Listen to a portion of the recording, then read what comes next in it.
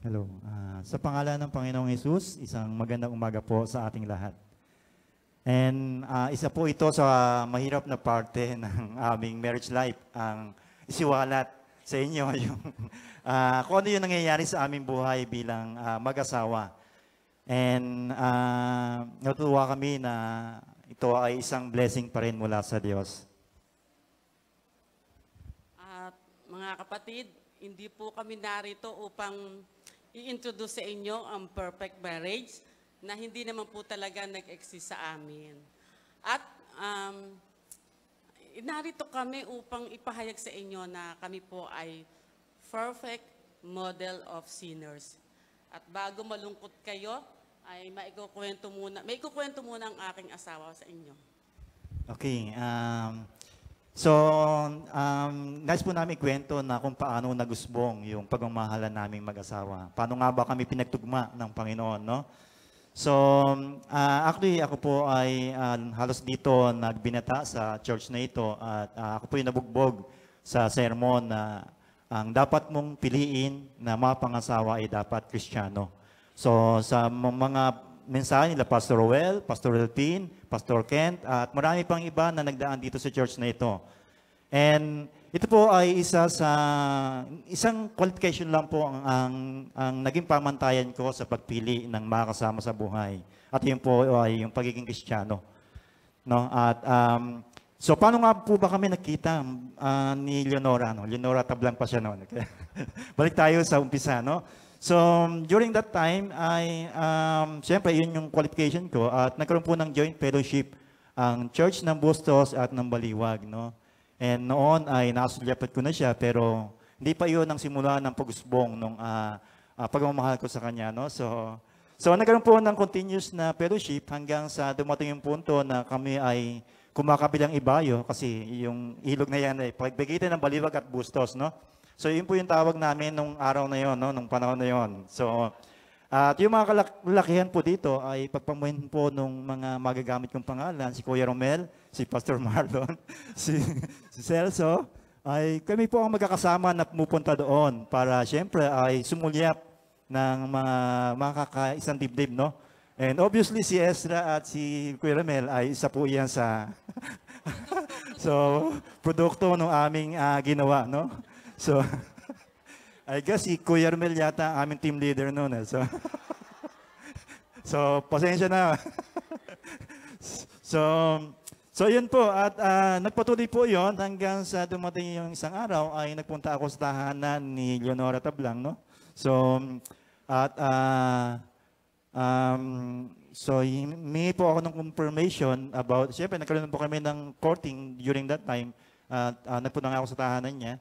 And humingi ako ng confirmation about sa ginagawa kong panliligaw sa kanya. And dahil sa ito yung disenyo ng Diyos, ay hindi naman po ako nabigo sa inaasahan ko sa kanya. No?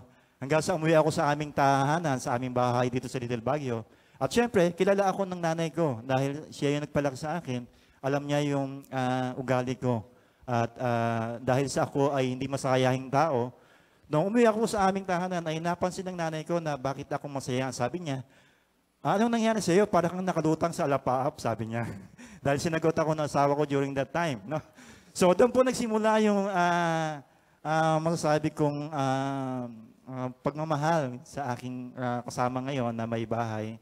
At dahil sa yung isang qualification po na yon ang aking naging pamantayan, ay in-expect ko po yung mararaming bagay na magiging mabuti sa aming pagsasama. No? At hindi po iyon yung nangyari. Hanggang sa ngayon ay patuloy po yung, kung maalala niyo po ay pagkakinakasal ang isang magsing-irog ay sinasabi po doon ay sa hirap at ginhawa, sa saya at kalungkutan kayo ay magsasama. So kung sa akin pong palagay ay dapat tanggalin doon yung ginhawa. Sa kalungkutan at kahirapan kayo ay magsasama. Kasi yung better and joy ay sa Diyos lang po natin makikita yan. Hindi po natin talaga totally perfectly doon po perfectly makikita po natin sa Panginoon, pero sa ating partner ay mahirap po natin talagang makita yung ganong sitwasyon.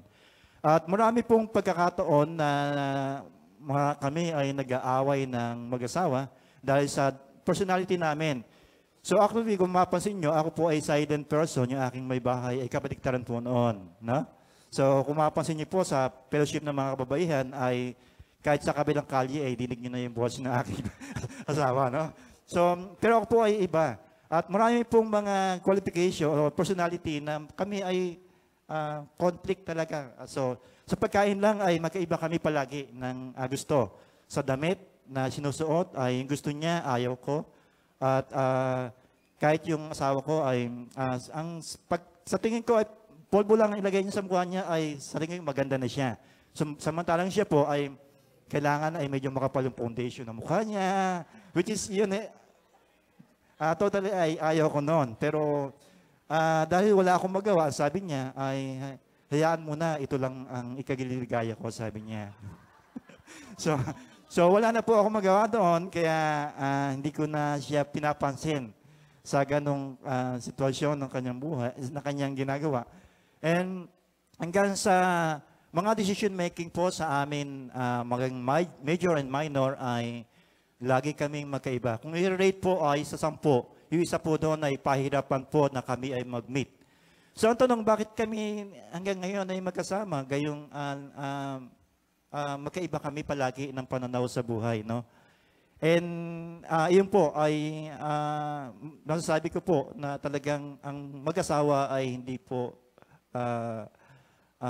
ganong kadali. Masabi natin ito ay worst scenario ng buhay ng isang mag-asawa dahil kung titingnan po natin, especially yung mga hindi Kristiyano na nag-asawa, ay baka yung sitwasyon po namin ay hindi na magkasama ngayon. No, baka hiwalay na kami. Pero hindi po yun ang disenyo ng Diyos sa parehong Kristiyano na pinagsama ng Panginoon. Na kahit ito ay wars, kailangan magkasama pa rin kayo. No? Ano man yung sitwasyon ng buhay, hindi po disenyo ng Diyos na kayo ay magkahiwalay. Isa sa magandang bagay na nakita po namin na nangyari sa buhay namin ay ang magkaroon ng isang magaganda at gwapong mga anak. At ito po ay mula sa usbong ay ito po ay naging bunga ng aming pagmamahalan. No? And nagpupuri po kami sa Panginoon dahil because of our commitment sa Diyos na ang sabi doon, ang pinagsama ng Diyos sa Marcos 10:9 ay hindi dapat paghiwalayin ng tao. At ang sabi din doon sa 1 Corinthians 7:10 and 11 ay si babae at si lalaki ay hindi dapat humiwalay sa kanyang asawa. It's my turn na. So, tama po yung sinabi niya nung una na kasi iniisip natin kapag kaparehas na Kristiyano, parang all throughout ng pagsasama nyo ay magiging bedrock process. So, nagpapatunay po kami na expectin nyo po yung bed of nails, hindi lang po roses.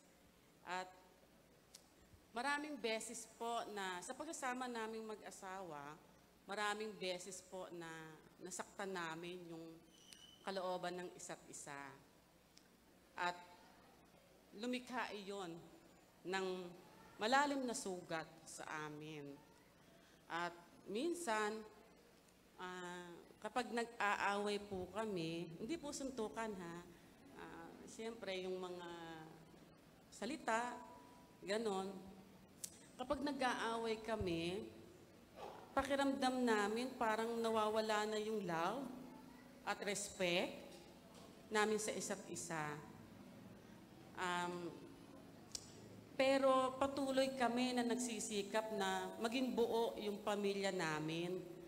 Kasi ang iniisip namin, yung commitment namin sa Lord. Ayaw na namin isipin kasi yung asawa ko ganito. Hindi na talaga, walang katapusan na talaga nating maraming masasabi sa mga asa-asawa natin. Pero ang nagpapatuloy lang sa amin ay yung commitment namin sa Lord. At ito yung napatunayan namin na habang pinagkakatiwala namin sa Diyos yung pagsasama naming mag-asawa, unti-unti naman niyang binabago yung mga puso namin. So, salamat sa Diyos kasi hindi kami nilikhaan ng perpektong relasyon upang makita namin na may perpektong relasyon sa Diyos through Jesus Christ. Si Jesus lang ang true lover of our soul. At isang sikreto na pinanghawakan ko personally na magpatuloy kasi darating si Kristo at wawakasan niya kung ano man yung struggle sa bawat relasyon na meron tayo. Darating yung panahon na yon. At umaasa ako at naghihintay ako sa pagdarating na iyon. Iyon po yung kalakasan ko. So again, Jesus is the true lover of our soul. Okay, salamat sa Diyos at in our situation ay kung ito ay maganda, so siguro baka hindi namin kailangan si Jesus Christ. At nagpupuri po kami sa Panginoon dahil sa ganitong sitwasyon ay nagmamanifest ang kapangyarihan ng Diyos sa amin buhay bilang mag-asawa at umaasa kami na ang Diyos ang patuloy na mag-heal kung anong pain meron kaming pareho. At naalala ko po yung nung time na nag-testimony si Tatay Hermie na ang sabi niya ay kung yung magkapatid nga nagmula sa isang tiyan ay hindi magkasundo, how much more na kaming dalawa ay nagmula sa magkaibang ina. And